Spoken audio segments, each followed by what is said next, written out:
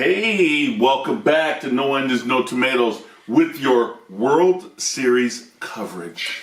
Coming from our MLB studios. Yeah, how do in you the guys heart of like Blue this? Springs, In Missouri. Blue Springs, Missouri, we got you guys covered. That's right. So we've talked about the Red Sox, we've talked about the Dodgers. Now we're going to talk about the actual World Series. This right here, slugfest, and I mean, there's a lot that we could talk about, prognosticating. Well, we'll do that then. Let's do that at the end. That'd be fun. You want to do it? Yeah, hell yeah, let's do it. All right. And so what I'll say is that this is the first time these two teams have played where they're the Dodgers, the LA Dodgers versus the Boston Red Sox. Absolutely, like as constituted, Yeah. right? Like so, as the Brooklyn Robins, they played the Boston Red Sox, led by Babe Ruth back in like 1916. How old was your dad then? Oh, that's He was like not, 7. He was 7. 7 years old. 7 years old. So hey, listen, but right now you're talking about two storied franchises: the Los Angeles Dodgers, Boston Red Sox, never met in the World Series. That's right. And so the Red Sox have had 14 appearances. You know, they had that long stretch where they hadn't been Yes. for a million years, and they've won 8 titles. And again, we've mentioned it in the Red Sox, but they've won 3 in the last 18 years, and they're going for their 4th win. Big time stuff, right? Yes, and so then the Dodgers have 23 appearances with 6 titles. Yes, but their last title was 1988. I couldn't even buy beer at that time. I think So this is 30 years. 30 years ago, right? I was Okay. I was a young Marine in Yuma, Arizona with Dave W. I got you. You gotcha. And so we have 2, and here's another interesting stat for this World Series. We have 2 managers managing these teams that are both minority. Yes, we have Alex Cora, and then we have Dave Roberts, both made of color, which is unbelievable. It's kind of crazy when you think about it that it's been that long. I checked that stat. I double checked it, and it's incredible. But yes, it is true. And the other little interesting tidbit there is that Dave Roberts played with Boston in 2004. He had that Keith Steele, right? Where against the Yankees, Yes. which was when Boston got their first World Series Right. after like 75 years or 100 years or Yeah. whatever. So anyway, 86. so that's all. It was 86. Oh, it was 86. Yes, Okay. 86 years. Oh, 86 years. Yes. Okay. So that's all kind of cool, and that's kind of the history of how these two teams come about. Yeah. Now, and before you go on, what Yes. I want to talk about really quick is the LA Boston rivalry. So, like, This is your wheelhouse. Let's separate baseball, okay? Let's just go LA against Boston, Okay. and you guys, you know where that takes us. Yes. Lakers, Celtics, okay? Yes. 11 times these franchises have met, and the Lakers have been victorious 3, and the Celtics have been victorious 11. The Boston Celtics are famous for the "Beat LA" chant, which has haunted me since my youth in 1985 and the Memorial Day Massacre. There's been some horrible events, but now it's moved over to baseball. But who's a co-owner of the Dodgers? Magic. Irvin Magic Johnson. So this is going to be unbelievably special. Tomorrow when you're watching this game, I guarantee you're going to hear "Beat LA." And when you hear it, think that Jed's going to be at his house saying not so nice things. He might curse a few times. For sure. And so we have these matchups between these two teams. Right? And what are the key facts to each team winning? Okay, so we know that Boston has a huge run differential. We know that they can put runs on the board. But guess what? So can the Dodgers. So can the Dodgers. This series, to me, is going to come down to 2 things. It's going to come down to starting pitching, Yes. and it's going to come down to defense. Okay, especially in the outfield when you have the Dodgers who have players starting and playing that have never played in that outfield in Fenway. That's right. And so that's going to be a little bit of a learning lesson. And they arrived in Boston yesterday on Yes. Sunday, and so they were at the park today. So hopefully they were getting some, practice out in the outfield, trying to get how to play these balls For sure. off the monster, Off the monster, off the little and then nooks and crannies. Yes, absolutely.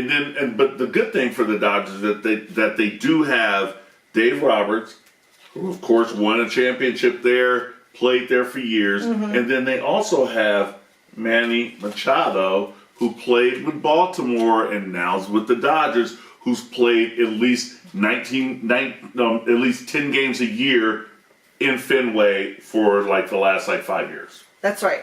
And so when you're talking about how we're going to win these games and we're talking about pitching, we're also going to be talking about the hitting, like you say. Okay, who is going to capitalize on clutch hitting? We can't be leaving people on base. The Dodgers had as we were watching through the playoffs this year, they had a lot of men left on base. And so when those key bats come up, are we ever going to be able to beat the shift? Are we going to be able to capitalize with these runners and run in scoring position? Yeah, it's going to be a big deal. And Boston has been better at that than the Dodgers this year. However, the Dodgers are capable of it. Yes. And I think playing in Fenway and playing with the DH is actually going to help the Dodgers because there'll be less double switches and moving guys in different positions. Get in your position. When you get a man on base, move him over. And I think that the Dodgers can win this series. And the Dodgers did well in the playoffs when they played small ball. They have a history of this year, and they hit the most home runs this year of any team, I believe. But they're trying to go for that long ball. And so what they need to do is maybe switch that up, and when the shift is on, hey, do the bunt like Machado did.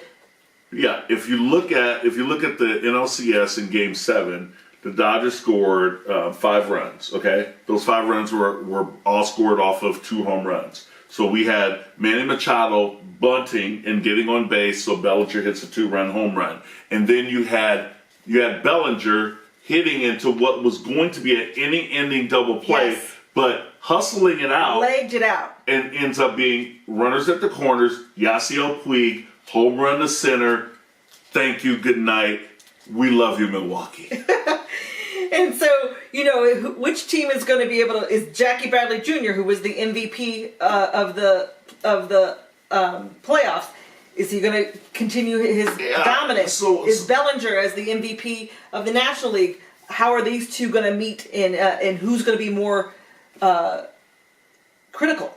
You name both of those players, and both of those players had not so good batting averages, but they had monumental hits.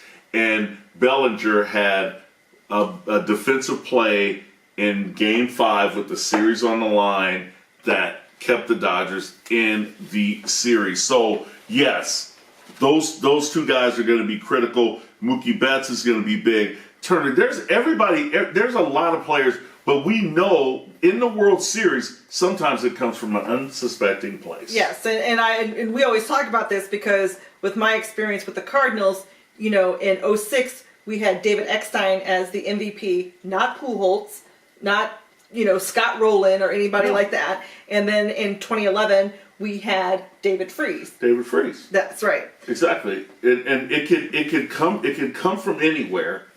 But I will say this. I like the Dodgers in their experience with the Yasiel Puig who people think plays out of control. Do you know that Yasiel Puig has more playoff game appearances than any Dodger in history? This is going to be his 50. He has 53 playoff games. Yes, more than any other player. You name. There's your stat of the day. Yeah, that's your stat of the day. And he hit a huge home run. And he was 3 for 4 in Game 7. Okay. Yes. So it could be a guy like him. It could be Turner. It could be a Chris Taylor. It could be Chris Taylor. And so here's the thing with Puig. You and I love him because he has personality, and we believe personality needs to be in this game. Yes. And so he is just fun to watch. I don't care that he licks the bat. I don't care. I love it. Give me some more personality. I want it. I need it. I crave it. So Puig, you're my friend. I see you soon, Red Sox. We see you soon, baby. And listen, I will say this about Puig. I think the most important thing for him is to play good defense in right field in Fenway Park. If he does that, if he doesn't cost runs, the Dodgers are going to be in good shape. You got a prediction? I have a prediction. I think it's going to go. I think it's going to go 6.